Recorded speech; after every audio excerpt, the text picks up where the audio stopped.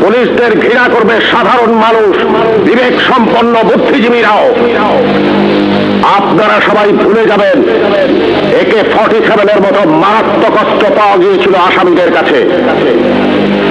যদি জনগণের কাছে ধরা পড়ে ওই আসামিরা গণপিটুনিতে মারা যেত, আপনারাই বলতেন ভালো হয়েছে, পুলিশের কাছে গেলে ছাড়া পেয়ে যেত। একটা কথা মনে রাখবেন, পুলিশ কখনো আসামি ছাড়ে না। আসামি ছাড়ার অধিকার শুধুমাত্র বিচার বিভাগের।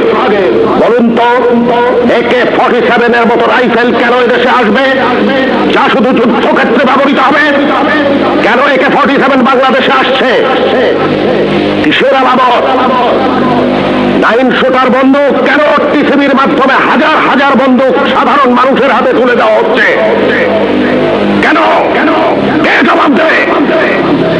এই 9